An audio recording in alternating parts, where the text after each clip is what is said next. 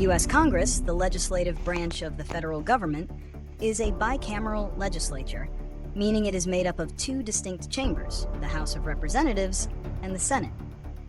This structure, outlined in Article 1 of the U.S. Constitution, was a compromise between a plan for proportional representation and one for equal representation among states. The U.S. Congress plays a central role in the system of checks and balances, serving as a powerful counterweight to both the executive, the presidency, and judicial, the Supreme Court branches. Its primary functions include creating laws, controlling federal spending, and overseeing the executive branch. The House of Representatives, the People's Chamber.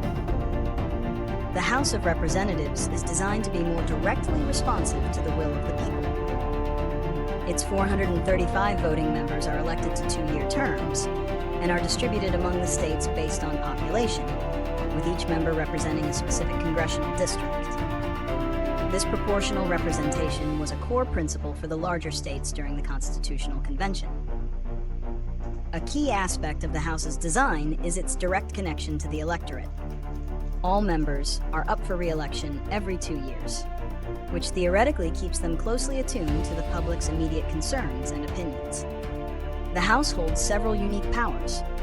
Most notably, it has the exclusive power to initiate all bills for raising revenue. This means any bill that deals with taxation or government spending must originate in the House. This power, known as the power of the purse, gives the House significant influence over the nation's financial policy. Another critical power is the ability to impeach federal officials. Impeachment is a formal accusation of misconduct against a public official. While the House has the sole power to impeach, it is only the first step in a two-part process. A simple majority vote is required to impeach, effectively serving as an indictment. The Senate, the deliberative body. The Senate, with its longer terms and equal representation for each state, was conceived as a more stable and deliberative body, a check against the potentially fleeting passions of the public and the more frequent electoral cycles of the House. Each of the 50 states is represented by 2 senators for a total of 100 members. Senators serve 6-year terms, with 1/3 of the Senate up for election every 2 years. This staggered election cycle ensures that the Senate is never completely turned over at once, providing continuity and stability. The Senate possesses distinct powers that are not shared with the House. One of its most significant roles is to provide advice and consent to the President. This power applies to a range of presidential actions, including the ratification of treaties and the confirmation of key appointments. This includes cabinet secretaries, ambassadors, federal judges, and Supreme Court justices. This check on the President's appointment power is a crucial aspect of the separation of powers. Another unique power of the Senate is its role in impeachment trials.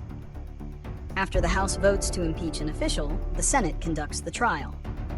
A 2/3 majority vote is required for conviction, which results in the removal of the official from office. The Chief Justice of the Supreme Court presides over the trial of a president. The interdependent relationship and shared powers. While the House and Senate have distinct roles, they are also deeply interdependent. For a bill to become law, it must pass both chambers in identical form. This requires constant negotiation, compromise, and collaboration. A bill passed by one chamber is sent to the other for consideration. If the second chamber makes changes, the bill must be sent back to the original chamber for approval. Often, a conference committee is formed with members from both the House and Senate to reconcile differences between versions of a bill. This process of mutual assent ensures that legislation is thoroughly vetted and has broad support across different constituencies and political ideologies. This dynamic creates a system of checks and balances within the legislative branch itself. The House, with its focus on population and shorter terms, often brings a sense of urgency and new ideas to the legislative process. The Senate, with its longer terms and equal representation for states, acts as a brake, ensuring that legislation is carefully considered and doesn't solely favor the most populous states. The tension between these two different modes of representation is a fundamental feature of the American political system. For example, a bill favored by urban, densely populated states might pass the House easily, but faced significant opposition in the Senate from senators representing more rural, less populous states. This structure forces compromise and ensures that diverse interests across the nation are represented in the final legislation. Case in point: the roles in the appointment of Lisa Cook. The nomination and confirmation of Lisa Cook to the Federal Reserve Board of Governors in 2022 provides a clear, recent example of the distinct roles of the two chambers. The process began with President Joe Biden's nomination of Cook. Per the Constitution, this nomination was subject to the Senate's power of advice and consent. The House of Representatives had no role in this process. Its legislative power does not extend to confirming presidential appointees. The process for Cook's confirmation unfolded entirely within the Senate. First, her nomination was sent to the Senate Committee on Banking, Housing, and Urban Affairs. The committee held a hearing where she was questioned about her qualifications, experience, and policy views. Following the hearing, the committee voted on whether to recommend her confirmation to the full Senate. After her nomination was reported out of the committee, it proceeded to the Senate floor. Senators engaged in debate and discussion before a final vote was held. A simple majority, 51 votes, was required for confirmation. On May 10, 2022, the Senate voted 51 to 50 to confirm Cook, with Vice President Kamala Harris casting the tie-breaking vote. This case illustrates the Senate's unique and significant power to confirm or reject presidential appointments, a power that is completely separate from the legislative process and serves as a vital check on the executive branch.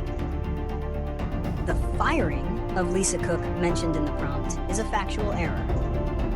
She was confirmed by the Senate and continues to serve her term as a member of the Federal Reserve Board of Governors.